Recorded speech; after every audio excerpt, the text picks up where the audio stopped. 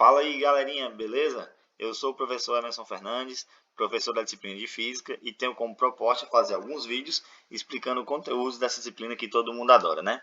O tema desse vídeo vai ser falando sobre calorimetria, beleza? Então, para começar, vamos lembrar aqui o conceito de calor. O calor, pessoal, é a energia térmica em trânsito que migra de um corpo de maior temperatura para um corpo de menor temperatura. Então veja aí, digamos que esse corpo TA ele possui uma temperatura maior do que o corpo TB. Na medida que eles entrarem em contato, vai existir um fluxo de energia passando de TA para TB, certo? E esse fluxo de energia é exatamente o calor, certo? Então, para a gente continuar, vamos falar sobre os tipos de calor. Para isso, vamos imaginar aqui que um cubo de gelo que está a menos 10 graus Celsius começou a ganhar temperatura e ele vai mudar de estado físico, certo? Vai passar para o estado líquido e, consequentemente, vai passar para o estado gasoso até chegar na temperatura de 150 graus Celsius. Vamos entender como é que funcionam os tipos de calor. De menos 10 até 0 graus Celsius, o gelo continua sendo gelo, ele não mudou de estado físico, mas ele aumentou sua temperatura. Isso é porque ele recebeu uma certa quantidade de calor. E essa quantidade de calor que ele recebeu a gente chama de calor sensível, certo? Quando o gelo chega a 0 graus Celsius, ele muda de estado físico. Ele passa do estado sólido para o estado líquido. E ele continua recebendo calor, só que agora é um calor latente, certo? De 0 graus Celsius até 100 graus Celsius, o gelo, na verdade, a água, né, já está em estado líquido, a água ela muda de temperatura e não muda de estado físico. Então, ela recebe calor sensível. Quando ela chega a 100 graus Celsius, a água muda de estado físico, ela sai do líquido e vai para o gasoso, ela vira gás.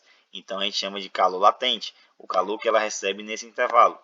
De 100 até 150, como é esse exemplo, ela recebe calor sensível, porque ela muda de temperatura. Então, a gente vai concluir que o calor sensível, que a gente vai chamar de QS, o corpo, né, muda de temperatura e não muda de estado físico.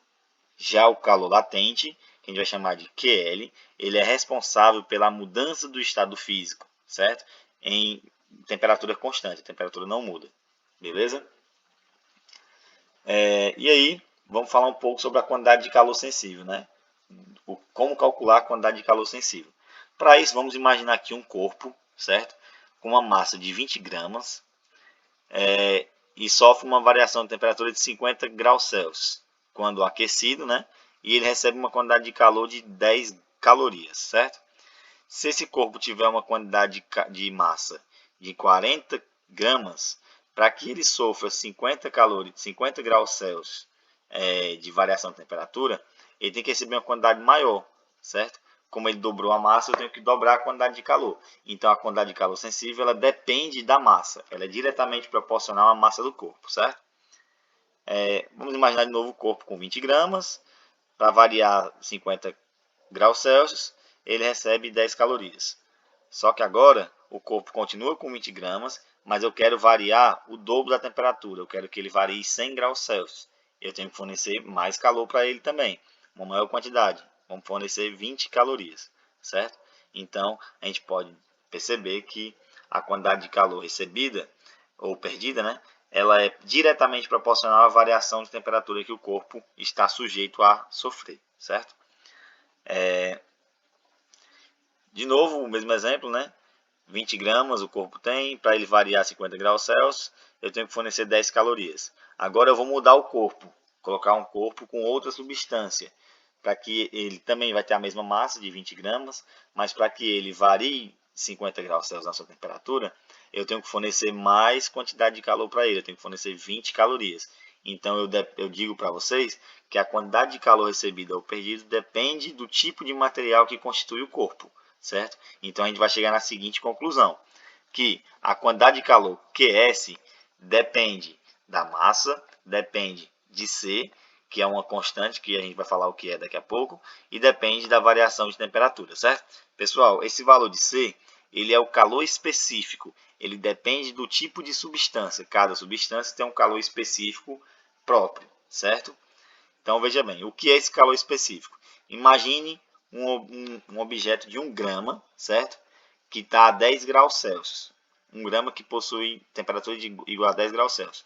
Se eu fornecer temperatura para ele, se eu fornecer calor para que ele varie 1 grau Celsius, ele chega a atingir 11 graus Celsius, eu estou fornecendo, digamos aí, 0,5 calorias, certo? Então, o calor específico desse material é de 0,5 calorias por grama vezes grau Celsius. Então, o que é o calor específico?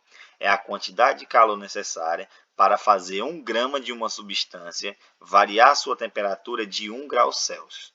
Tranquilo? Então, aqui está algumas substâncias com seus calores, com os calores específicos, né?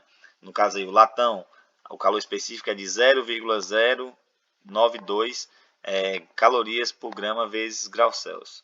Então, tem vários outros aí. A água, por exemplo, é de 1 caloria por grama vezes grau Celsius, certo? Então, aqui são só alguns exemplos de algumas substâncias, só para vocês entenderem que cada substância possui o seu calor específico. Vamos lá, dar continuidade. Falar de capacidade térmica, certo? Como é que eu vou calcular a capacidade térmica? O que é a capacidade térmica? Vamos imaginar dois corpos, um corpo A e um corpo B, certo? Corpos de materiais diferentes, e esses dois corpos estão sujeitos a receber uma quantidade de calor igual a 50 calorias, certo? O primeiro corpo, o corpo A, ele varia sua temperatura em 5 graus Celsius, e o corpo B varia sua temperatura em 25 graus Celsius, certo? Então, veja bem, a capacidade térmica é a grandeza física que mede a resistência térmica de um corpo. Quanto maior a capacidade térmica de um corpo, maior será a sua resistência a variar a temperatura. Pessoal, o que quer dizer isso daqui? Quer dizer que quanto maior for a capacidade térmica de um corpo, mais difícil será de variar a temperatura desse corpo, quando ele recebe uma quantidade de calor, certo? Vamos fazer lá os exemplos. Veja bem, a capacidade térmica ela é o quociente entre a quantidade de calor sensível que um corpo recebe, dividido pela variação de temperatura que ele sofre, certo? Então, veja bem. Lá no corpo A, a capacidade térmica dele vai ser de 10 calorias por grau Celsius. Por quê? Ele recebeu uma quantidade de calor igual a 50 calorias e variou sua temperatura em 5 graus Celsius. Então, 50 dividido por 5 igual a 10 graus Celsius, certo? O corpo B, ele variou, ele tem uma capacidade térmica de 2 calorias por grau Celsius, porque ele recebeu 50 calorias e variou 25 graus Celsius. 50 dividido por 25 é igual a 2. Então, veja bem, o corpo A ele possui uma capacidade térmica maior do que o corpo B. Então, ele possui uma dificuldade de variar sua temperatura.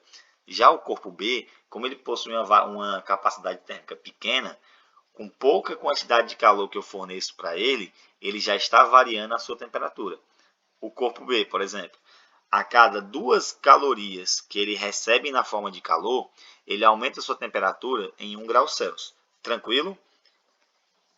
Então tá aí, a capacidade térmica do corpo A seria de 10 calorias por grau Celsius e do corpo B seria de 2 calorias por grau Celsius. Outra forma de calcular aí a capacidade térmica, né? Levando em conta aí o calor específico, vai ser o seguinte: o calor sensível é igual a massa vezes o calor específico vezes a variação de temperatura de um corpo, certo? Como a capacidade térmica é o calor sensível dividido pela variação de temperatura, substituindo aí o valor de QS, né? Temos o seguinte, ó. QS vai ser M, no caso a massa, vezes o calor específico, vezes a variação de temperatura. Dividindo isso aí pela variação de temperatura, ΔT por ΔT, né? A gente tem que a capacidade térmica ela é a massa vezes o calor específico do corpo, certo? Assim, podemos dizer, né, que a quantidade de calor, QS, é igual à capacidade térmica vezes a variação de temperatura do corpo. Tranquilo? Então, vamos lá. Princípios das trocas de calor, né? Gente, vamos imaginar o seguinte, que um corpo A, que possui 100 graus Celsius de temperatura, vai entrar em contato com o corpo B, que possui 50 graus Celsius de temperatura, certo? Na medida que eles entrem em contato, o corpo A ele tende a liberar energia na forma de calor para o corpo B, certo? Então, vai existir um fluxo de calor. Digamos que esse fluxo de calor, essa quantidade de calor foi de 400 calorias. O corpo A perdeu 400 calorias para o corpo B, certo? Então, veja bem, a quantidade de calor perdida pelo corpo A vai ser de menos 400 calorias. Ele perdeu 400 calorias, então esse valor vai ficar negativo. A quantidade de calor de B, o B recebeu o calor, então ele vai ficar positivo, vai ser QB igual a 400 calorias, certo? Observamos o seguinte, que se a gente somar o calor que o QA perdeu mais o calor que o QB ganhou, isso tem que dar igual a zero. Fica menos 400 mais 400 é igual a zero. Assim, nós podemos deduzir o seguinte, que a quantidade de calor que um corpo perde mais a quantidade de calor que um corpo ganha é igual a zero. E se o sistema estiver isolado termicamente, certo? Então, em um sistema termicamente isolado, a soma algébrica dos calores trocados entre os corpos é nula. Isso não importa a quantidade de corpos. Se tivermos 20 corpos, 10 corpos ou inúmeros corpos aí dentro de uma caixa térmica, dentro de um local isolado termicamente, toda troca de calor, sem somar as trocas de calor de cada corpo, do total, né, a soma de tudo vai ser igual a zero, certo? Quantidade de calor latente, certo? O que é a quantidade de calor latente? É a quantidade de calor total necessária para fazer o corpo mudar de estado físico. A gente estudou até agora o calor sensível, que é o calor responsável para mudar a temperatura de um corpo, variar a temperatura de um corpo. O calor latente ele é responsável para variar o estado físico, para mudar o estado físico do corpo, certo? Então, veja bem, para calcular a quantidade de calor latente, basta pegar a massa do corpo vezes o calor latente, que também é um valor constante para cada substância. Cada substância possui o seu calor latente L, certo? Então, veja bem, vamos pegar aqui o gelo como exemplo. Vamos imaginar um cubo de gelo que possui 1 grama de massa, certo? Ele está a 0 graus Celsius. O gelo a 0 graus Celsius ele vai mudar de estado físico, certo? Se ele continuar recebendo calor. E nesse caso, para ele mudar de estado físico, nós temos que fornecer para ele 80 calorias na forma de calor. E aí ele vai virar líquido, certo? Líquido a 0 graus Celsius e contendo 1 grama de massa. Então, o calor latente de fusão, que a gente vai chamar LF, é igual a 80 calorias por grama. Tranquilo? Já a água, que está aí, esse 1 grama de água, né? Se tiver uma temperatura de 100 graus Celsius, ela vai mudar de estado físico se continuar recebendo calor. E para isso a gente tem que fornecer uma quantidade de calor de aproximadamente 540 calorias, certo? Fornecendo essa quantidade de calor de 540 calorias, a água passa do estado líquido para o estado gasoso. Aí nós teríamos um gás, né, com a massa, com a temperatura de 100 graus Celsius, certo? Então, o calor latente de vaporização é de 540, isso da água, de 540 calorias por grama, certo? Então, ó, calor latente de uma substância é a quantidade de calor necessário para fazer 1 grama dessa substância mudar de estado.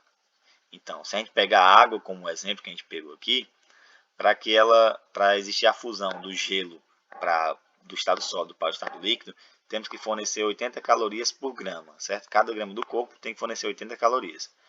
Para fazer o inverso, que é a solidificação, temos que retirar, né? 80 calorias para cada grama do corpo.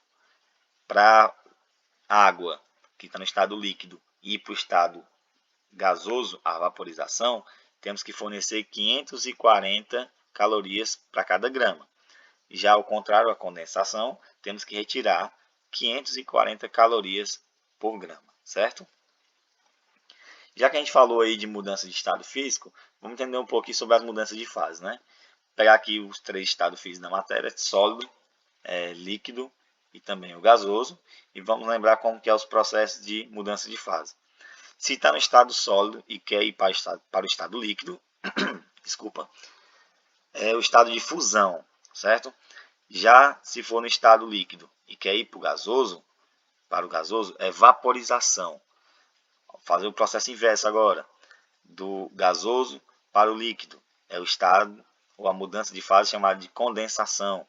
Do líquido para o sólido, solidificação. E se a gente está do sólido e quer ir direto para o gasoso, é chamada de sublimação. Assim como ir do gasoso para o sólido, certo? Tá aí a demonstração. E aqui o diagrama de fase, né, do calor sensível e também do calor latente. Lembrando, calor sensível ele muda de temperatura, mas não muda de estado, certo? O calor latente ele muda de estado e não muda de temperatura, tranquilo? Então vamos lá, a curva de aquecimento da água, no caso pegando a água como exemplo, mas eu posso pegar qualquer corpo, qualquer líquido para fazer como exemplo, vou fazer o seguinte, a quantidade de calor que ela deve receber, certo? E a temperatura que ela vai sofrer, que ela vai estar ou variar, né? Em graus Celsius. Quantidade de calor em calorias.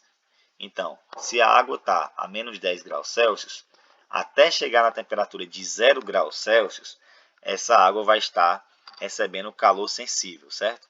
Quando ela chega no 0 graus Celsius, ela continua recebendo calor, mas não muda de temperatura, vai mudar de estado físico, porque ela está recebendo calor latente, certo? Aí é o estado de fusão, período de fusão. Quando ela sai do zero, continua recebendo calor, só que agora ela mudou de temperatura e não está mudando de estado físico, porque ela está líquida. E aí ela está recebendo calor sensível. Quando chega em 100 graus Celsius, ela começa a mudar de estado físico novamente, sai do líquido e vai para o gasoso. É no momento de vaporização, certo?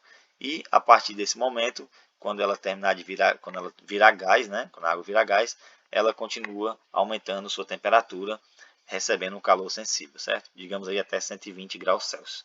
Então, nesse período seria calor sensível, no 0 graus Celsius seria o período de calor latente, de 0 a 100 receberia calor sensível, em 100 graus Celsius para mudar de estado físico recebe calor latente, de 100 a 120 graus Celsius recebe calor sensível, beleza?